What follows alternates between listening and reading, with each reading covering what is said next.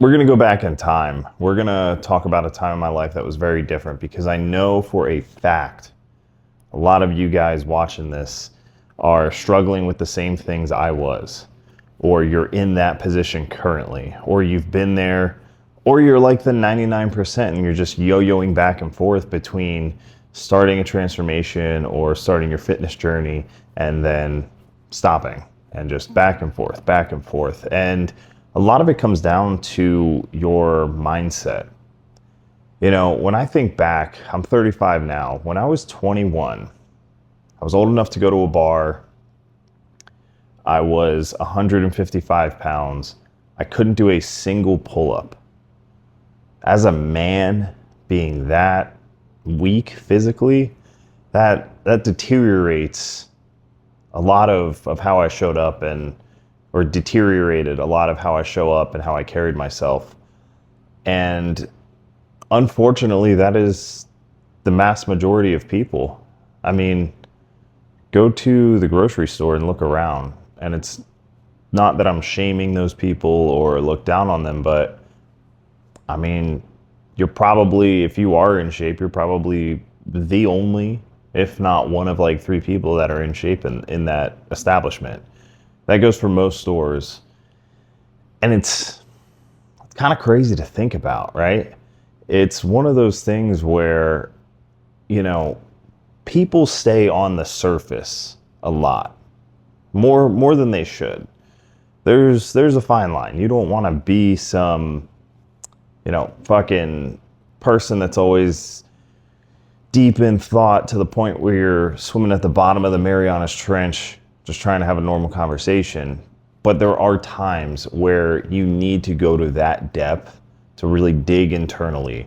So what I'm getting at is basically my experience and what it took for me to do that myself. You know, when I think back and I was 155 pounds, I mean, I'm 6'2". My height hasn't changed. So, you know, being that skinny and scrawny, I mean, every emotion. I hated who I was. I hated how I looked. And it wasn't just, I want more muscle. It was the feelings, those deep fucking rooted emotions behind all of that. I felt overlooked. I felt like no one saw me, no one heard me. Clothes didn't fit right. I didn't feel like a man. I mean, all of that pain, eventually it cultivates something that it's hard to put into words. But when you're in that, you know, you have to really, really dig deep. I hate going off cliche sayings and quotes and blah, blah, blah. But, you know, there's one that rings true in those sort of circumstances. I'm probably going to butcher it, but it's the idea around, or something to the effect of, change happens when the pain of staying the same is more than the pain that you feel from being uncomfortable or having to change. And I mean, it's so true. Like, it's so true. And like I said, I hated who I was. I looked in the mirror and just despised myself. I mean, there was even points where it affected my mental health, you know, to the degree of wanting to remove myself, trying to stay within YouTube's fucking terms and conditions here. But, you know, I wanted to end things. And, you know, when I think back to it, it's not that I was just an ungrateful, miserable fuck. You know, I truly just had no relationship with myself internally. I hated who I was, and that was that. Now, the fun part about growing from that, right, is I now have the experience, the wisdom to look back and you know, everything is 2020 hindsight. Like, I mean, when you look back in time, you could be like, oh, I should have done this different, or this worked out perfectly, or I should have done that, you know, and I know that that depression may have been somewhat, you know, genetics, brain chemistry.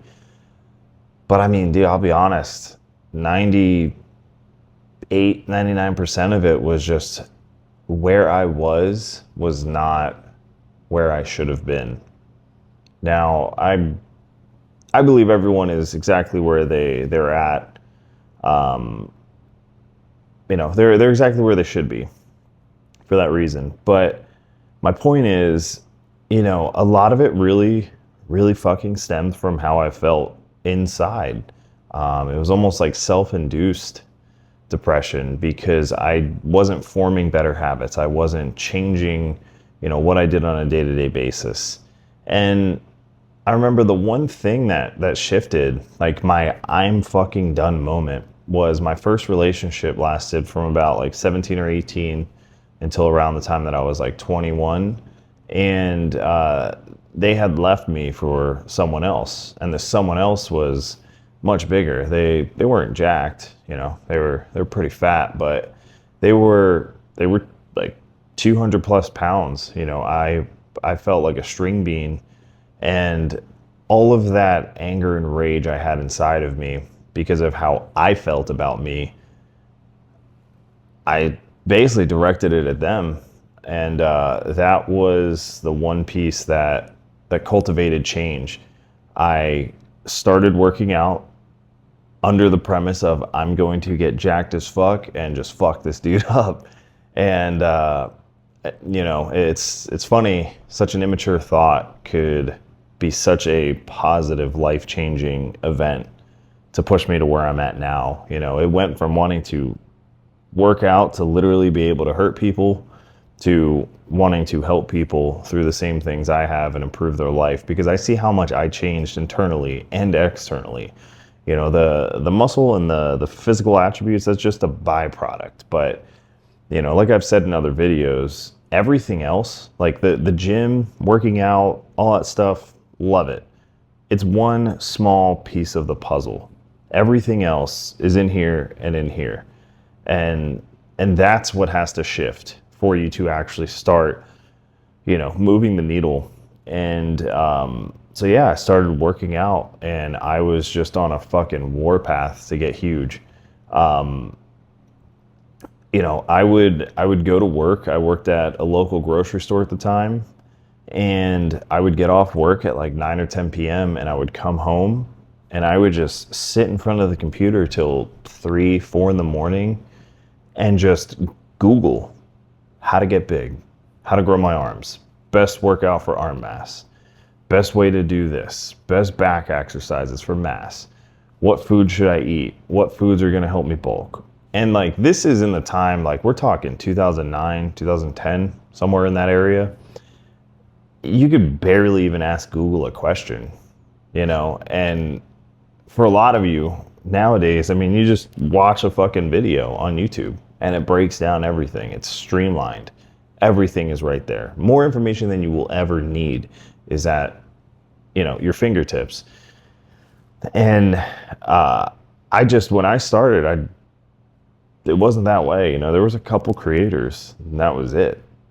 It was like Rich Piana, the Hodge twins, fucking, I think his name was like Scott Herman, Steve Cook, you know, and some of those might have even came along a few years later, but like the OGs of, I remember there was one dude named Scooby, OG fitness YouTubers. That's pretty much what I had when it came to YouTube. But I wanted it so bad, and I wanted to change so fucking bad that I did not care that I basically worked a whole nother shift after work of just researching stuff, you know, and writing it down and applying it. And I remember, man, so many nights I would try to just make sense of it all and like visualize and feel what it would be like to have a different body, to feel different about myself, to love myself. And, you know, it's it's something where I basically just was like, I'm gonna do it for 10 years and I'm just not going to look back. I'm not gonna stop. I'll figure out if I'm going to continue this or not in 10 years. And lo and behold, by year 6, I had it pretty dialed in. I had a above average physique by far. I was extremely lean. I was pretty strong in some lifts. I was over 200 pounds. And I mean, I trained natty for the first 8 years of lifting. I never experimented with any kind of pharmaceutical, but I didn't necessarily look natural, to some people. Nowadays with these fucking natty or nots, like, yeah, but back then, I mean, for someone to be natural, have decent size, fullness, denseness, be super lean, and be able to eat whatever, I could get my hands on without getting overweight. Like, I mean, some days I would eat like 5,000-6,000 calories. Most people, that would throw them completely off the rails. Now, mind you, I was also, once I started in this fitness thing, I ended up switching jobs and was working manual jobs, not manual labor, but like I'm working in warehouses where I'm burning thousands of calories a night over the course of a 10, 12-hour shift, not stopping. So, all of that, it basically cultivated me into where I'm at now. And it built me in a way, but I'm getting a little off track here. But my main points that I wanted to touch on, though, is I know a lot of you are either going through the same thing or have gone through the same thing, where you have those real emotional motivators that some people just are not blessed with. They don't hate their life hard enough to actually change. Some people never even get there. So if you have that and you have a deep, deep disdain for where you're at, how you look, how you feel, use that to your advantage. That's a fucking superpower. I don't think I would have changed as drastically as I did without that. Just everything. I spent so many years looking like a fucking before picture to where, people would even ask me if I worked out. I was the dude where I was 2 years into lifting. I would tell someone I work out and they're like laughing. They're like, dude, you're never gonna get big. You're 155 pounds. Like, dude, you're skin and bones. The wind blows, you get too hard of a wind gust, you're going airborne, my guy. And, I would take that, I would keep notes of it, pack it down, and just add fuel to the fire. I had a fucking vengeance to change who I was. And I just don't think a lot of a lot of people really tap into that. I think a lot of people kind of shy away from those emotions and they're like, oh no, don't want to be too crazy, and it's kind of clowned on now in the fitness industry too. Like, I am not one of those people posting like going to fight my demons, but like, that's what it was. That's fucking what it was. Like, when I went to the gym when I was younger, because of how far in a deficit I thought I was, like, I was going to fucking war. I was not going in there to pussyfoot around, break a sweat, get some endorphins going and go home. It was like, I want to harm myself, and I am going to absolutely fucking do that in the most positive way possible by working out as hard as I fucking can for hours. And my first few years too, I didn't have a training partner. So, I was always testing myself. And this is one of the big lessons in the gym. Some of you have a training partner, right? And so you have that safety net. I put myself in positions I probably shouldn't have when I was younger, where, I would unrack weight I had no business touching. And it was, I either get this off of me or stand back up if I'm squatting, or I'm not letting go of this deadlift bar until this shit comes off the ground, I stand up. I would do shit that I had no business doing. And that do or die mentality absolutely helped catapult me forward. I mean, I just never associated the gym with I'm going to feel good and be healthy. It was a physical outlet because of just how horrible I felt inside. I mean, it truly saved me. 100%. As corny as that might sound to some of you fucking internet dweebs, I mean, like, it did. And, you know, this video is for the people where they're either going through that same thing, or, you know, you might have already gone through it. And I want to hear from you guys. Like, leave comments below, you know, but it absolutely changes lives. And like I said, not just on a physical plane, like, the whole thing is the shift in identity. I mean, you have to literally rebirth yourself when it comes to making a transformation. You know, I personally look back at pictures of when I started. Dude, I don't even know who that fucking person is. I mean, just drastically different inside and out, you know. And I'm grateful that those really harsh emotions are no longer, you know, an aspect of my life. I'm still human. I still struggle with my own shit, but, you know, I love myself. I don't have a deep rooted hatred about who I am and how I feel on a day-to-day basis. However, I'm also really grateful that I got to feel those emotions, to know what those depths of life are like to live and operate from on a daily basis, to know that I will never fucking let myself go back there. And like I said earlier, a lot of you you don't hate it enough. You know, there's nothing wrong with feeling those negative emotions, because at the end of the day, you know, we are not our emotions. They're a feeling, and you have to address it. You have to take a moment to feel it. But, like, it doesn't dictate the rest of your life unless you let it. It doesn't dictate who you are as a person unless you let it. And, you know, it's just really cool, you know, to have had made it through and be at a point now where I get to help people with the same shit. I mean, I see younger me in so many people, and it's so cool because, you know, seeing someone be like, dude, my sleeves finally fill this shirt that I bought 2 years ago because they only had an XL and I wanted to get it anyway. And, you know, I used to do that all the time with band tees. Go to a hardcore show or a metal show, buy a shirt that's, you know, the smallest size they had left was an XL. Like, I used to wear a fucking medium when I was 155 pounds. And for whatever reason, that psychological, like, extra large size it clicked. And I was like, I want to fill out XLs. I want to wear an extra large shirt.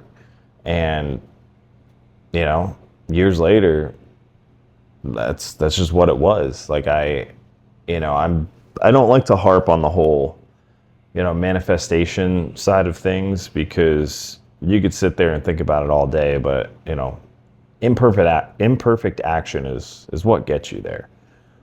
But you do need to take a moment to visualize and really take a moment to feel what it would feel like if you were already there, and then just be that person. You know, that's why, like, I went into the gym like I'm a changed person. It almost like brought it was almost like a character, you know, where who I was outside of the gym, insecure, quiet, shy, low self-esteem, no confidence, like, that person versus the fucking savage I was in the gym, night and day difference. We got guest appearance Khan over here just taking a nap. He lives such a beautiful life. And yeah, kind of made me lose my train of thought. But yeah, it's I want to hear from you guys. You know, if you're going through the same things, it's so worth it. Like, I promise, it's so worth it to just push through, take all those emotions, all those feelings you have that are negative, that weigh you down and just fucking eat at you internally. Put that into something that's positive. I mean, that's the best thing you can do. Instead of lashing out at people, fucking go lash out at the weights for 30 minutes or an hour and a half at the gym. instead of wanting to, go out and just punch someone's face in, because you're fucking angry. So the first person that looks at you wrong or has a bad tone or cuts you off in traffic, I mean, dude, like, take that out on yourself in a positive way. Go try to pull a fucking new PR deadlifting, or just go get the craziest pump in from, a triple drop set. Like, something that you basically just take your emotions. Some people refer to it as transmuting it. I like to use the phrase of just redirecting it, because it's an emotion. You just point it wherever you want it to go. So many people that were so fucking not self-aware that they're just fucking pointing it wherever, and they let it control them. And that doesn't work for anything. It doesn't work in relationships, certainly doesn't work in business, doesn't work when it comes to your own well-being, like literally nothing. So, like, you have to understand that you're in control. You're in control that you feel a certain way, change it. You're in control that you look a certain way, change it. No one, and this goes for anyone, I mean, no one is kicking your door down 3, sometimes 5, 6 days, 6 times a day, and shoveling fucking food in your mouth. That's on you. Whether you're too skinny and you're not eating, or you're a fat slob and you're overeating. You are in control of what you put in your mouth. That's such a fucking tiny detail of life. And how you do anything is how you do everything. So if you're fucking up there, you're fucking up other places. And when you're fucking up in multiple areas of life, that grows and festers into something. It might not feel like anything today, but give it 10 years. Give it 10 years and tell me how heavy of a weight that is.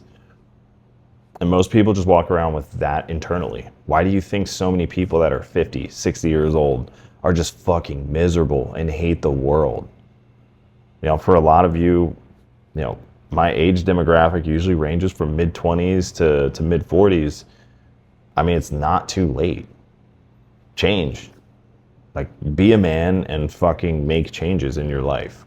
Choose where you go. Dictate where you go. That's really what it comes down to. I feel blessed that I was able to do that at such a young age, at 21. And, I even feel like, damn, I was I was the weakest fucking kid in school, and there was kids on the football team benching 315 in high school, so I feel like I got a late start. But I've seen people turn their whole life around at like 40 something years old. So, I try to give myself a little bit of grace there that I did it at a young age. And I mean, any of you can. I feel like a broken record, but man, just figure out where you want to go. Think about where you are, where you want to go. That gap in between is all just filled with all the shit you have been avoiding and that you don't want to do. And the stuff that you don't want to do is the stuff that gets you to where you want to be. That's the simplest way I can put it. You don't get to peaks of life by doing what you want. You end up in fucking deep valleys by doing what you want. But I hope this helps. Hit me up on Instagram if that's your platform of choice for fitness content, outside of these YouTube videos. I'm going to be posting way more consistently, but Instagram's at Dave Black Forge.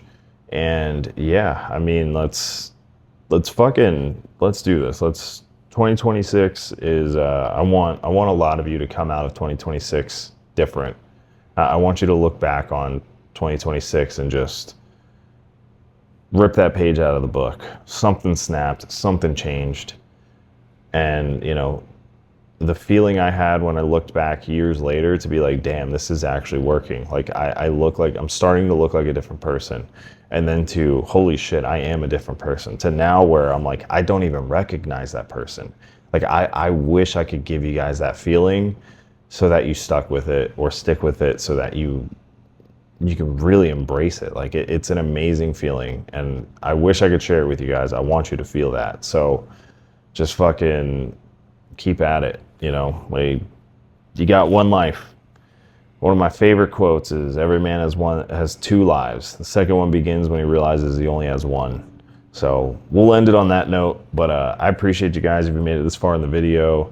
Comment, like, subscribe, and yeah, let me know what you guys think, what kind of content you want to see. Peace.